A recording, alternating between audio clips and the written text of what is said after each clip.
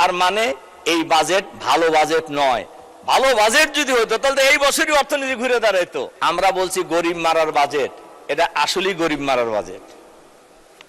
আমি লুটপাটের বাজেটের কথা বলতে চাই না, তবে গরিব মারার বাজেট এ ব্যাপারে কোনো সন্দেহ নাই। মাননীয় স্পিকার, আমাদের এখন বাজেট অধিবেশন চলছে, বাজেটের উপরে আলোচনা চলছে। বাজেটে অনেকেই বলছেন আমাদের সরকারি দলের মাননীয় সদস্যবৃন্দ যে এবারের বাজেট এত ভালো হয়েছে যে কেউ মিছিলও করে নাই, কেউ দামও বাড়ে নাই।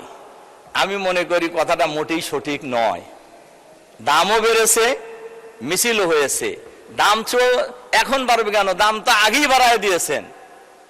কারণ তেলের দাম, গ্যাসের দাম, বিদ্যুতের দাম এটা আগেই বৃদ্ধি হয়েছে, তখন মিছিল শুরু হয়েছে। এবং বাজেট পেশ করার পরেও কিন্তু মিছিল হয়েছে।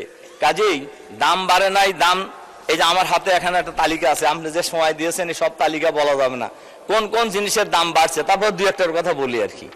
মাননীয় স্পিকার, এলপিজি গ্যাস এটা বৃদ্ধি হয়েছে। আগে ছিল 1341 টাকা, এখন হচ্ছে 1728 টাকা, বৃদ্ধি হয়েছে 28.9 টাকা, তার মানে 29 টাকা। এরপরে ডিজেলের দাম বৃদ্ধি হয়েছে প্রতি লিটারে 15 টাকা। কেরোসিনের তেলের দাম বৃদ্ধি হয়েছে প্রতি লিটারে 18 টাকা। এরপরে পেট্রোলের দাম বৃদ্ধি হয়েছে প্রতি লিটারে, আগে ছিল 116 টাকা, এখন হচ্ছে 135 টাকা, 19 টাকা বৃদ্ধি হয়েছে। এইভাবে যদি আমি ধরি, ডিমের দাম প্রতি এক ডজন ডিমের দাম ছিল আগে আপনার, ব্রয়লার মুরগির ডিম ছিল 100, প্রতি কেজি ছিল মুরগি 185 টাকা, এখন হচ্ছে 200 টাকা। ডিম ছিল এক ডজন 135 টাকা, এখন হচ্ছে 145 টাকা। পেঁয়াজের দাম আগে ছিল 50 টাকা, এখন ছিল 58 টাকা। সোনালী মুরগি প্রতি কেজি ছিল 300 টাকা, এখন 400 টাকা। এখন আমাদের সরকারি দলে বন্ধুরা আসলে আদৌ বাজারে যান কিনা এটা হলো প্রশ্ন আর কি। বাজারে গেলে তো এটা টের পাইতেন আর কি।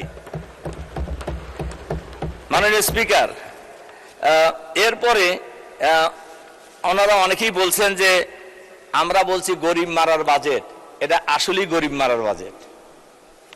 আমি লুটপাটের বাজেটের কথা বলতে চাই না, তবে গরিব মারার বাজেট এ ব্যাপারে কোনো সন্দেহ নাই। আপনার যে সমস্ত জায়গায় ভ্যাট ধরা হয়েছে তার মধ্যে মুদির দোকানেও ভ্যাট ধরা হয়েছে। আমাদের নেতা, বিরোধী নেতা বলছিলেন ফকিরকেও ভ্যাট দিতে হয় না। ফকির তো সারাদিন ভিক্ষা করে ওই মুদির দোকানে যায়, তার জিনিস কেনে রাত্রে খাবার জন্য, কাজে তাকেও ভ্যাট দিয়ে তারপরে বাড়িতে যেতে হয় জিনিস কিনে নিয়ে। তাহলে এটা কি গরিব মারার বাজেট বলতে হবে না? ভিক্ষা করে সে তাকেও ভ্যাট দিতে হয়। মাননীয় স্পিকার, এরপরে আমাদের মাননীয় অর্থমন্ত্রী বাজেটের উপর যে সংবাদ সম্মেলন করছিলেন, সেই সংবাদ সম্মেলন উনি খুবই ক্লিয়ার করে একটা সত্য কথা বলছেন।